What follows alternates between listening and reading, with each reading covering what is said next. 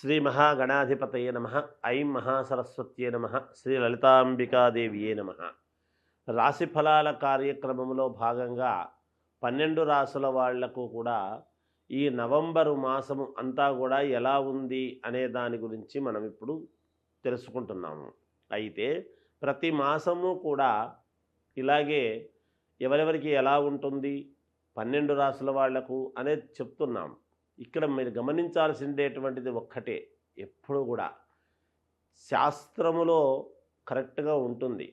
చెప్పేటువంటి శాస్త్రిలో ఏదైనా పొరపాట్లు ఉంటే ఉండవచ్చును, అంతేగాని శాస్త్రాలు ఎప్పుడు కరెక్ట్గానే ఉంటాయి.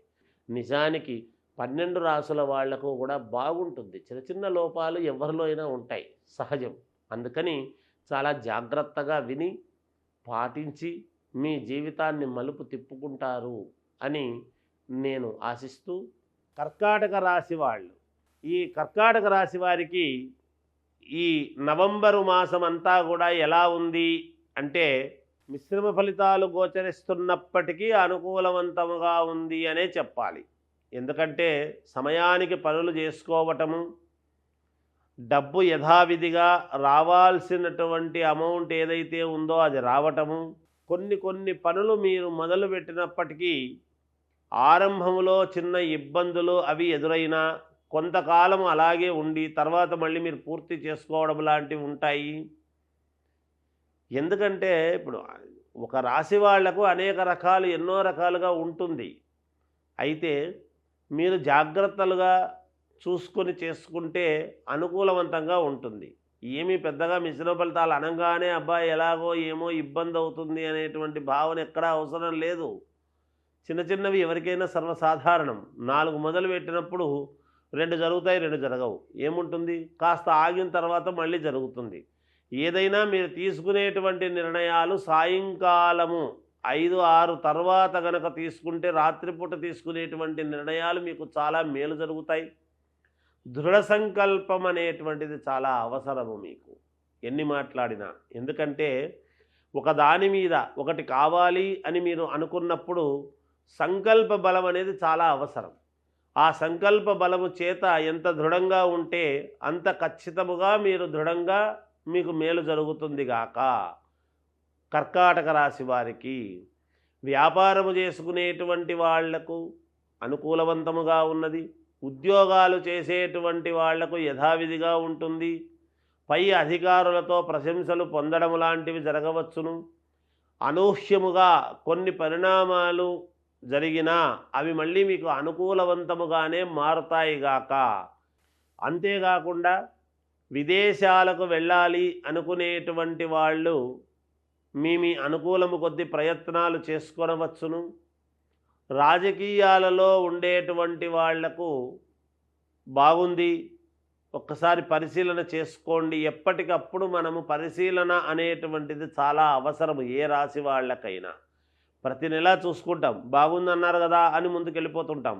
అయినా ఒక్కసారి మనది ఏమి గ్రహస్థితి నడుస్తున్నది, ఇప్పుడు ఏం వింశోత్తర దశల్లో ఎలా ఉన్నాయి, ఏమి పరిహారం చేసుకుంటే మనం కొంచెం ముందుకు గట్టెక్కగలుగుతాము, ఇలాంటివి చూసుకుంటే తప్పకుండా మీరు సఫలీకృతులు అవుతారు. వ్యాపారాలలో బాగా కలిసొచ్చేటువంటి విధానముగా ఉన్నది. దాన్ని విస్తృతి చెయ్యాలి, ఎలా చేసుకోవాలి అనేటువంటి ఆలోచనలు చేస్తారు. భూక్రయ విక్రయాలలో అనుకూలవంతముగా ఉన్నది, ఎక్కడా ఇబ్బంది ఏమీ లేదు. బంధుమిత్రుల యొక్క ఆగమనము జరుగుతుంది. అంటే శుభకార్యాలు చేస్తారు, శుభకార్యాలలో పాల్గొంటారు. తీర్థయాత్రలు అంటే ఏదైనా పుణ్యక్షేత్రానికి వెళ్ళటము కానీ చేయటము కానీ లేదా దైవ దర్శనం అనేటువంటిది జరుగుతుంది గాక. మీకు మీ మాటకు విలువ ఇచ్చి కొంతమంది సరే అని వినేటువంటి వాళ్ళు ఉంటారు. చిన్నపాటి ఎక్కడైనా మనక్లేశము లాంటిది జరిగినా మళ్ళీ మీరు సర్దుకొని ముందుకు పోవటం లాంటివి జరుగుతాయి. సినిమా రంగంలో ఉండేటువంటి వాళ్లకు, రాజకీయాలలో ఉండేటువంటి వాళ్లకు, వ్యాపారము చేసుకునేటువంటి వాళ్లకు అందరికీ అనుకూలవంతముగానే ఉన్నది. విద్యార్థులకు చాలా యోగవంతముగా ఉంది.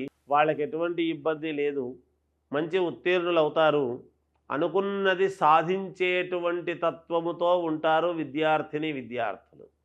కొంతమందికి ఉద్యోగాలు ప్రయత్నం చేసి ఏమో అని విసుగొచ్చినటువంటి వాళ్లకు ఉద్యోగం రావడం అనేది జరుగుతుంది గాక, ఇంకా మెరుగైనటువంటి ఫలితాలు కావాలి అని గనక మీరు అనుకుంటే మీ వ్యక్తిగతమైనటువంటి జాతకాన్ని ఒక్కసారి పరిశీలన చేసుకోండి, మేలు జరుగుతుంది. జయోస్తు. శ్రీ మహాగణాధిపతయే నమః. ఐం మహాసరస్వత్యే నమః. శ్రీ లలితాంబికాదేవియే నమః. కార్తీక మాసం ఇప్పుడు మనకు ప్రారంభమైంది. ఈ కార్తీక మాసములో అందరూ పాటించాల్సినటువంటి నియమాలు ఏమిటి అనేటువంటివి ఒక్కసారి మనం చూసుకున్నట్లయితే ప్రతి వాళ్లకు కూడా మనకు కొన్ని కోరికలు ఉంటాయి. ఎన్ని పూజలు చేసుకున్నా ఎంత చేసినా మనకు కావాల్సినటువంటివి ఏవో కావాలి, మనకు జరగాల్సినటువంటివి జరగాలి అనేటువంటివి ఉంటాయి. ఇక్కడ జగన్మాత జగత్పిత అయినటువంటి పార్వతీ పరమేశ్వరుల యొక్క పుణ్యమైనటువంటి మాసము ఈ కార్తీక మాసం. పరమేశ్వరుడికి అత్యంత ప్రీతికరమైనటువంటి మాసము ఈ కార్తీక మాసం. ఈ కార్తీక మాసములో కార్తీకము అంటూ ఉంటారు. కార్తీకముని దీర్ఘం అనకూడదు, కార్తీకం అనాలి. అందువలన ఈ కార్తీక మాసములో ఎక్కువగా కార్తీక దీపాలు అని పెడుతూ ఉంటారు. కార్తీక దీపం అని పెడతాం. ఈ దీపాలు పెట్టడం అనేటువంటిది చాలా యోగదాయకం. ఇంటి ముందు ఎప్పుడైతే ఇంటి ఇల్లాన్లు అందరూ కూడా ఆడవాళ్ళంతా కూడా ఇంటి ముందు దీపారాధన, నెయ్యితో దీపారాధన ఒత్తి వేసి దీపారాధన వెలుగు అనేటువంటిది చేస్తామో ఆ ఒత్తి ఆవు నెయ్యితో దీపారాధన చేసినటువంటి దాని వలన వచ్చేటువంటి పొగ ఏదైతే వస్తుందో అది మనకు సమాజంలో ప్రకృతిలో ఉండేటువంటి కాలుష్యాన్ని తగ్గించి తద్వారా జంతువులకు కానీ పక్షులకు కానీ మనకు కానీ మంచి చేసేటువంటి దానికి ఎక్కువగా అవకాశాలు ఉన్నాయని శాస్త్రాలు చెబుతూ ఉన్నాయి. అందువలననే మనము కార్తీక దీపాలు అనేటువంటివి పెట్టుకోవడం జరుగుతూ ఉన్నది. అలాగే కార్తీక పౌర్ణమి నాడు ఆకాశ దీపం అని పెట్టుకుంటాము మనము.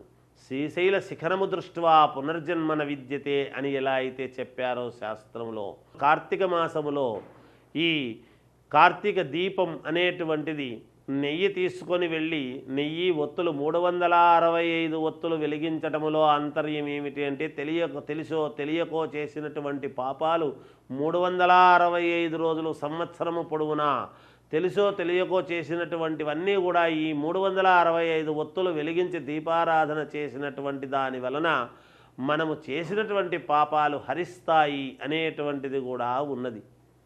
అందువలననే అక్కడ ఈ కార్తీక మాసములో కార్తీక పౌర్ణమికి ఈ దామోదర దీపం అనేటువంటిది పెడతాం మనం. ఆకాశ దీపం ఆకాశములో అంటే ఎక్కడ ధ్వజస్తంభము మీద అనేటువంటిది ఉంటుంది. అలా పెట్టడంలో ఆంతర్యం ఏమిటంటే ఆ రోజు శివకేశవులకు ఇద్దరికీ ప్రాధాన్యత.